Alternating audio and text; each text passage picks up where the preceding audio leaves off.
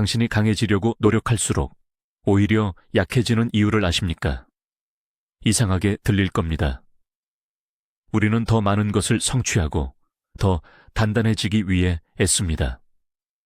하지만 그 과정에서 우리는 스스로의 정신적 요새를 좀먹는 작은 균열들을 무시하고 있습니다. 이것은 거대한 실패나 재앙이 아닙니다.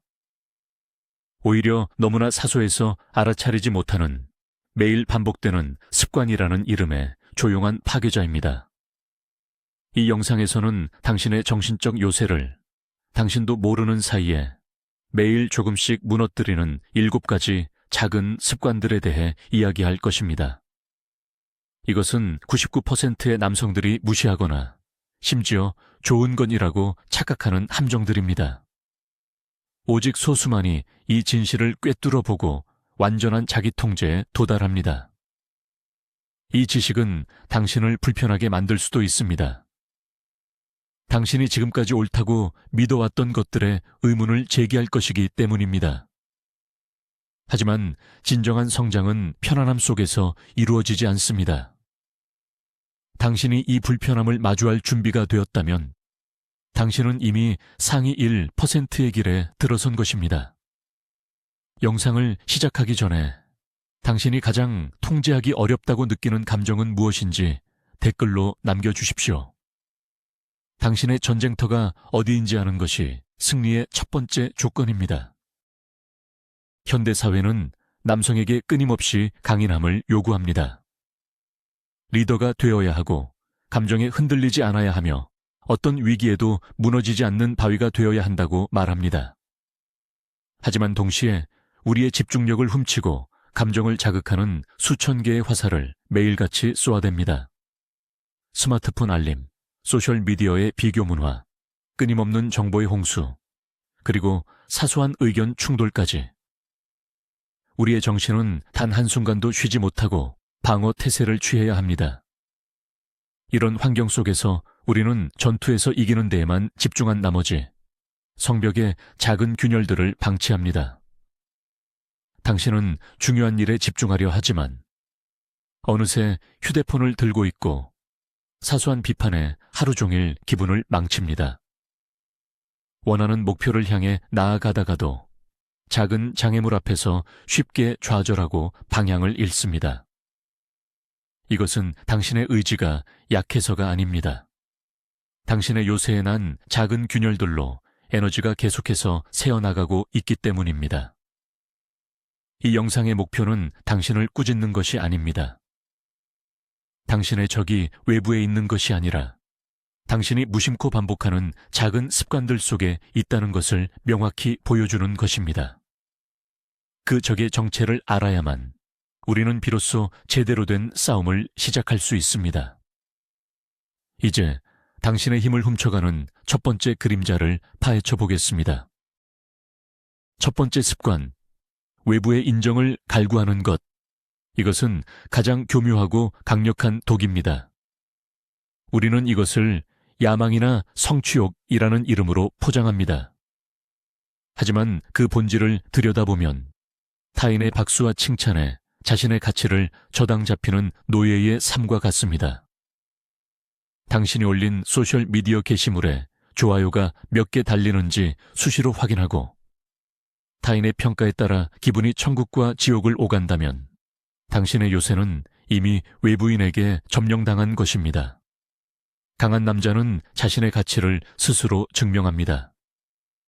그의 행동 기준은 내면의 원칙이지 외부의 평가가 아닙니다.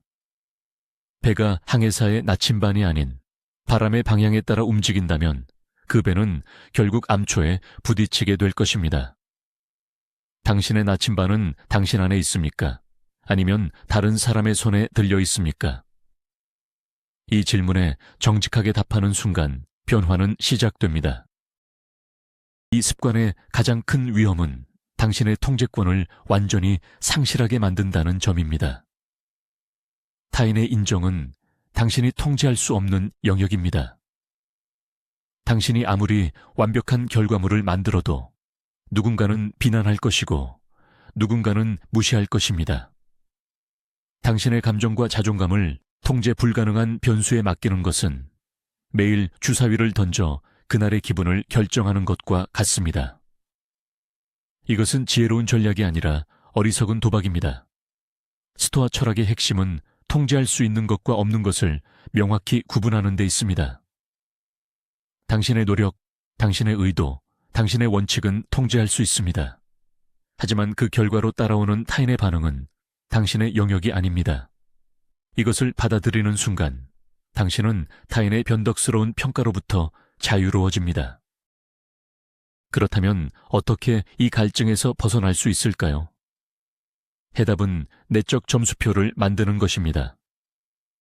세상이 당신에게 매기는 외적 점수표를 찢어버리고 당신 스스로의 기준에 따른 점수표를 만드십시오. 오늘 나는 나의 원칙에 따라 행동했는가? 나는 내가 통제할 수 있는 일에 최선을 다했는가? 나는 어제보다 조금이라도 더 나은 사람이 되었는가? 이 질문들에 그렇다고 답할 수 있다면 세상이 당신을 어떻게 평가하든 당신은 승리한 것입니다. 이것이 바로 왕의 사고방식입니다. 왕은 광대의 재롱에 웃어줄 수는 있지만 광대의 평가에 따라 자신의 왕관 무게를 결정하지 않습니다. 당신은 당신 왕국의 왕입니까? 아니면 타인의 인정을 구걸하는 광대입니까? 두 번째 습관, 불평하는 것. 많은 사람들이 불평을 스트레스를 해소하는 무해한 행위라고 착각합니다. 하지만 이것은 정신에 퍼지는 독과 같습니다. 불평은 당신이 피해자라는 자기 암시를 반복하는 행위입니다. 교통체증에 대해 불평할 때 당신은 스스로를 교통체증의 피해자로 규정합니다. 상사에 대해 불평할 때 당신은 스스로를 부당한 상사의 피해자로 만듭니다. 이 피해자 역할에 익숙해지는 순간 당신은 문제 해결을 위한 주도권을 포기하게 됩니다. 힘은 행동하는 자에게 주어지는 것이지 불평하는 자에게 주어지는 것이 아닙니다. 불평은 당신의 에너지를 문제 해결이 아닌 문제 자체에 집중하게 만듭니다. 이것은 마치 자동차 바퀴가 지늘게 빠졌을 때 가속 페달을 더 세게 밟는 것과 같습니다. 바퀴는 헛돌고 지늘근 더 깊이 파이며 당신은 제자리에 머물게 될 뿐입니다. 신경과학적으로도 불평은 당신의 뇌를 부정적인 방향으로 재배선합니다. 불평을 반복하면 뇌는 부정적인 정보를 더 빠르고 효율적으로 처리하는 경로를 만듭니다. 마치 숲속의 길을 계속 내면 그 길이 점점 넓어지고 단단해지는 것과 같습니다. 결국 당신은 어떤 상황에서도 긍정적인 가능성보다는 부정적인 측면을 먼저 보게 되는 비관주의 전문가가 됩니다. 이것은 당신의 정신적 요새를 내부에서부터 무너뜨리는 최악의 습관입니다. 당신의 뇌는 당신이 가장 많이 하는 생각을 현실로 인식하도록 설계되었습니다. 당신이 계속해서 세상이 불공평하고 힘들다고 말한다면 당신의 뇌는 그 증거들을 끊임없이 찾아내 당신에게 보여줄 것입니다. 당신은 스스로 만든 감옥에 갇히게 되는 것입니다. 스토아 철학자들이라면 불평 대신 무엇을 할까요? 그들은 상황을 바꾸거나 바꿀 수 없다면 그것을 받아들이고 그 안에서 자신이 할 수 있는 일을 찾습니다. 그들은 이것은 왜 내게 일어났는가 라고 묻는 대신 이 상황을 통해 나는 무엇을 배울 수 있는가 라고 묻습니다. 교통이 막힌다면 그것은 오디오북을 들을 수 있는 기회입니다. 부당한 상사가 있다면 그것은 나의 인내심과 소통 능력을 시험하는 훈련입니다. 이처럼 장애물을 기회로 전환하는 능력이야말로 강한 정신력의 핵심입니다. 오늘부터 당신의 입에서 불평이 나오려고 할 때마다 의식적으로 멈추십시오. 그리고 그 에너지를 단 하나의 작은 행동으로 전환해 보십시오. 그것이 당신을 피해자에서 해결사로 바꾸는 첫걸음입니다. 세 번째 습관, 정보를 과잉 소비하는 것. 우리는 정보가 힘이라고 배웠습니다. 하지만 현대 사회에서 정보는 힘이 아니라 소음일 가능성이 더 높습니다. 당신은 세상 돌아가는 일을 알아야 한다는 명분 아래 의미 없는 뉴스, 자극적인 가십, 타인의 과시적인 삶을 끊임없이 뇌에 쏟아붓고 있습니다. 이것은 마치 영양가 없는 정크푸드로 배를 채우는 것과 같습니다. 당신은 포만감을 느끼지만 실제로는 영양실조에 걸리게 됩니다. 정신적 에너지는 한정되어 있습니다. 당신이 중요하지 않은 정보에 에너지를 낭비할수록 정작 당신의 삶에 중요한 목표와 가치를 위해 쓸 에너지는 고갈됩니다. 진정으로 지혜로운 사람은 많이 아는 사람이 아니라 무엇을 무시해야 하는지를 아는 사람입니다. 정보의 과잉 소비는 당신의 집중력을 파괴하는 가장 확실한 방법입니다. 우리의 뇌는 한 번에 하나의 일에 깊이 몰입하도록 설계되었습니다. 하지만 당신이 몇 분마다 스마트폰을 확인하고 여러 개의 뉴스 탭을 동시에 열어놓는다면 당신의 뇌는 끊임없이 컨텍스트를 전환해야 합니다. 이것은 정신적 에너지를 엄청나게 소모시키는 행위입니다. 결국 당신은 어떤 일에도 깊이 집중하지 못하고 피상적인 수준에서만 맴돌게 됩니다. 돋보기로 햇빛을 모아야 불을 피울 수 있듯이 당신의 정신적 에너지도 한 곳에 집중되어야만 강력한 힘을 발휘할 수 있습니다. 정보를 분산시키는 것은 당신의 힘을 흩어버리는 것과 같습니다. 해결책은 정보 다이어트를 시작하는 것입니다. 당신의 목표와 관련 없는 정보 소스를 의식적으로 차단하십시오. 하루 중 특정 시간을 정해놓고 그 시간에만 뉴스와 소셜미디어를 확인하십시오. 소비하는 정보의 목적을 명확히 하십시오. 나는 이 정보를 통해 무엇을 얻으려고 하는가? 이 질문에 답할 수 없다면 그것은 당신에게 필요한 정보가 아닐 가능성이 높습니다. 스토아 철학자 세네카는 말했습니다. 어디에나 있는 사람은 어디에도 없는 사람이다. 당신의 정신을 한 곳에 집중시키십시오. 얕고 넓은 지식의 연못이 아니라 깊고 강력한 지혜의 우물을 파십시오. 그것이 당신을 평범함에서 비범함으로 이끌 것입니다. 네 번째 습관, 사소한 불편함을 회피하는 것. 현대기술은 우리를 편안함의 감옥에 가두었습니다. 우리는 조금이라도 춥거나 더운 것을 참지 못하고 계단 대신 엘리베이터를 찾으며 어려운 대화 대신 문자를 보냅니다. 이러한 편안함 추구는 언뜻 합리적인 선택처럼 보입니다. 하지만 이것은 당신의 정신적 근육을 약화시키는 치명적인 습관입니다. 근육이 저항을 통해 성장하듯이 우리의 정신력과 회복 탄력성도 의도적인 불편함을 통해서만 강해집니다. 당신이 매일 사소한 불편함으로부터 도망친다면 정작 인생의 큰 역경이 닥쳤을 때 당신은 그것을 감당할 힘이 없을 것입니다. 강철은 뜨거운 불과 차가운 물을 오가며 단련됩니다. 당신은 스스로를 담금질하고 있습니까? 아니면 온실 속 화초처럼 보호하고 있습니까? 불편함 회피는 당신의 안전지대 컴포트 존을 점점 더 좁게 만듭니다. 처음에는 찬물 샤워를 피하는 작은 습관에서 시작합니다. 그러다 낯선 사람에게 말을 거는 것을 피하고 새로운 도전을 피하고 실패의 가능성이 있는 모든 것을 피하게 됩니다. 결국 당신의 삶은 예측 가능하지만 지루하고 안전하지만 성장 없는 울타리 안에 갇히게 됩니다. 이것은 살아있는 삶이 아니라 죽음을 기다리는 삶입니다. 진정한 삶의 활력은 안전지대의 경계선을 넘을 때 느껴지는 약간의 두려움과 설렘 속에 있습니다. 당신이 불편함을 느낀다는 것은 당신이 성장하고 있다는 신호입니다. 그 신호를 무시하지 마십시오. 스토아 철학자들은 자발적 불편이라는 훈련을 했습니다. 일부러 낡은 옷을 입고 딱딱한 바닥에서 자고 적은 양의 음식만 먹으며 스스로를 불편한 상황에 노출시켰습니다.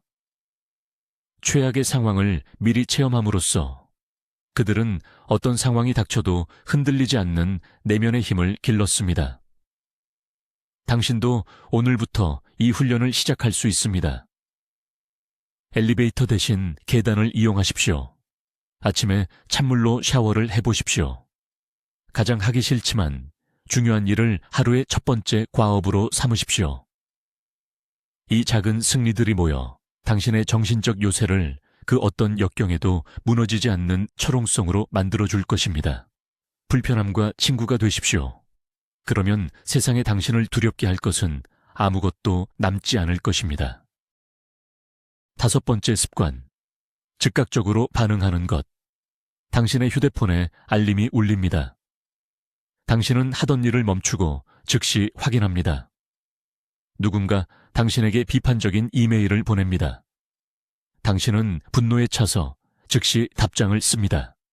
이처럼 자극에 대해 생각 없이 즉각적으로 반응하는 것은 당신이 자신의 삶의 주인이 아니라 외부 자극의 노예임을 증명하는 것입니다. 빅터 프랭클은 말했습니다. 자극과 반응 사이에는 공간이 있다. 그 공간에 우리의 반응을 선택할 수 있는 자유와 힘이 있다. 강한 남자는 이 공간을 최대한 활용합니다. 그는 외부에서 날아온 화살을 그대로 심장에 꽂는 대신 잠시 멈춰서서 그 화살을 어떻게 처리할지 결정합니다. 무시할 것인가, 뽑아낼 것인가, 아니면 그것을 이용해 새로운 무언가를 만들 것인가. 즉각적인 반응은 대부분 감정적인 반응입니다. 그리고 감정에 기반한 결정은 거의 항상 최선의 결정이 아닙니다. 당신이 화가 났을 때 보낸 메시지, 불안할 때 내린 투자 결정, 좌절감에 포기한 프로젝트를 떠올려 보십시오. 그 결과는 어땠습니까? 아마 후회로 가득 차 있을 것입니다. 감정은 우리에게 중요한 신호를 보내주는 역할을 하지만 결정의 주인이 되어서는 안 됩니다. 감정은 마치 변덕스러운 조언자와 같습니다. 그의 의견을 경청하되 최종 결정은 이성적인 사령관인 당신이 내려야 합니다. 즉각적으로 반응하는 습관은 사령관의 권한을 변덕스러운 조언자에게 넘겨주는 것과 같습니다. 당신의 요새를 혼란에 빠뜨리는 지름길입니다. 이 습관을 깨기 위한 가장 강력한 도구는 스토아적 멈춤 스토익 포즈입니다. 어떤 자극이 주어졌을 때 즉시 반응하지 않고 의식적으로 숨을 한번 깊게 들이쉬는 것입니다. 그 짧은 순간이 당신에게 생각할 시간을 줍니다. 이것이 정말 중요한 일인가? 이것은 내가 통제할 수 있는 일인가? 나의 가치에 부합하는 가장 현명한 반응은 무엇인가? 이 질문들을 스스로에게 던지십시오. 이 멈춤의 순간을 연습할수록 자극과 반응 사이의 공간은 점점 더 넓어질 것입니다. 그리고 그 넓어진 공간 안에서 당신은 진정한 자유와 힘을 발견하게 될 것입니다.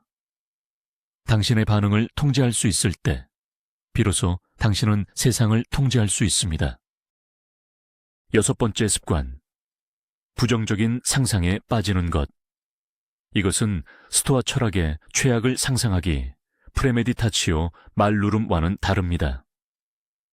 최악을 상상하는 것은 잠재적인 어려움에 대비하여 이성적으로 계획을 세우는 훈련입니다. 하지만 부정적인 상상에 빠지는 것은 아직 일어나지도 않은, 그리고 아마 일어나지도 않을 최악의 시나리오를 머릿속에서 반복 재생하며 감정적으로 고통받는 행위입니다. 당신은 중요한 프레젠테이션을 앞두고 자신이 실수하고 망신을 당하는 장면을 수십 번씩 상상합니다. 연인과 사소한 다툼을 한 후 그가 당신을 떠나는 최악의 결말을 그리고 있습니다. 이것은 문제 해결에 아무런 도움이 되지 않는 순수한 에너지 낭비입니다. 걱정은 당신이 아직 소유하지도 않은 빚에 대해 이자를 내는 것과 같습니다. 당신의 정신적 에너지는 한정된 자원입니다. 당신이 그 귀중한 자원을 가상의 문제에 쏟아부을수록 현실의 문제를 해결하는 데 쓸 에너지는 줄어듭니다. 또한 우리의 뇌는 현실과 생생한 상상을 잘 구분하지 못합니다. 당신이 부정적인 시나리오를 반복해서 상상하면 당신의 몸은 실제로 그 일이 일어난 것처럼 스트레스 반응을 보입니다. 심장 박동이 빨라지고 근육이 긴장하며 스트레스 호르몬이 분비됩니다. 당신은 아무런 실질적인 위협이 없는 상황에서 스스로를 지치게 만들고 있는 것입니다. 이 함정에서 벗어나는 방법은 당신의 의식을 지금 여기로 가져오는 것입니다. 걱정이 시작될 때 스스로에게 물어보십시오. 지금 당장 내가 해결할 수 있는 문제가 있는가? 만약 있다면 즉시 행동하십시오. 만약 없다면 그것은 당신의 통제 밖에 있는 일이거나 미래의 일입니다. 그것에 대한 걱정은 무의미합니다. 당신의 주의를 현재의 감각으로 돌리십시오. 발이 땅에 닿는 느낌, 호흡의 흐름, 주변의 소리. 현재에 집중하는 순간 미래에 대한 불안과 과거에 대한 후회는 힘을 잃습니다. 스토아 철학자들은 과거는 재가 되었고 미래는 아직 오지 않았다고 말했습니다. 우리에게 주어진 유일한 시간은 현재뿐입니다. 그 시간을 낭비하지 마십시오.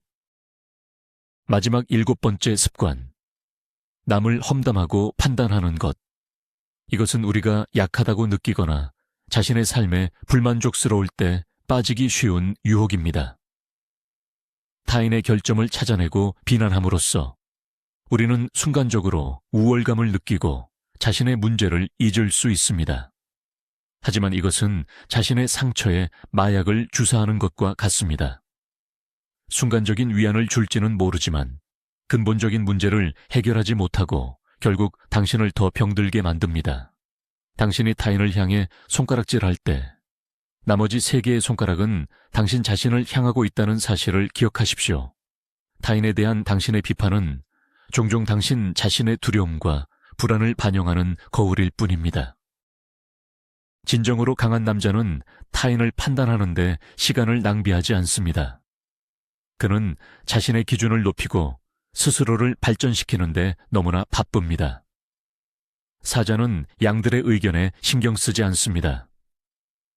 마찬가지로 자신의 길을 가는 남자는 주변의 소음에 흔들리지 않습니다. 당신이 남의 삶에 대해 이야기하는 시간을 당신 자신의 삶을 개선하는 데 사용한다고 상상해 보십시오. 책을 한 페이지 더 읽고 운동을 10분 더 하고 새로운 기술을 배우는데 그 에너지를 쓴다면 당신의 삶은 얼마나 달라지겠습니까? 타인에 대한 관심은 당신의 성장을 방해하는 가장 큰 장애물 중 하나입니다. 당신의 에너지를 당신 자신에게 집중시키십시오. 당신의 정원을 가꾸는 데 집중하면 이웃집 정원의 잡초는 보이지 않게 될 것입니다. 우리는 오늘 7가지 습관을 살펴보았습니다. 외부의 인정을 갈구하고 불평하고 정보를 과잉 소비하고 불편함을 피하고 즉각적으로 반응하고 부정적인 상상을 하고 남을 판단하는 것. 이 7가지 습관은 각각 다른 문제처럼 보이지만 그 뿌리는 하나입니다. 바로 당신의 내면의 중심을, 당신의 평온과 가치를 외부에 맡겨버리는 것입니다. 당신의 기분을 타인의 평가에, 당신의 행동을 외부 자극에, 당신의 에너지를 통제할 수 없는 일에 맡겨버리는 것입니다. 진정한 힘은 외부의 소음을 차단하고 내면의 요새를 견고하게 만드는 데서 나옵니다. 세상은 언제나 당신을 흔들려고 할 것입니다. 파도는 계속해서 칠 것입니다. 하지만 당신은 그 파도에 휩쓸려가는 조각배가 될 수도 있고 파도를 맞아 굳건히 서 있는 등대가 될 수도 있습니다. 그 선택은 오직 당신에게 달려 있습니다. 당신의 평온은 당신만이 허락할 수 있는 것입니다. 오늘부터 당신은 당신의 정신적 요새의 유일한 사령관입니다. 어떤 생각을 받아들이고 어떤 감정을 허락할지 결정하는 문지기입니다. 이 작은 습관들을 하나씩 제거해 나갈 때마다 당신의 요새는 더 높고 단단하게 재건될 것입니다. 당신은 폭풍 속의 바위가 될 수 있습니다. 흔들리지 않고 부서지지 않는 존재. 이 깊은 여정에 함께해 주셔서 감사합니다. 이 영상이 당신에게 단 하나의 영감이라도 주었다면 구독과 좋아요를 통해 이 지혜를 더 넓은 세상에 알려주십시오. 강인한 정신을 가진 소수의 커뮤니티를 함께 만들어 갑시다. 마지막으로 오늘 당장 당신이 버리기로 결심한 가장 작은 습관은 무엇입니까? 댓글로 당신의 결심을 선포하십시오. 공개적으로 선언하는 행위는 당신의 결심을 더욱 강력하게 만들어 줄 것입니다.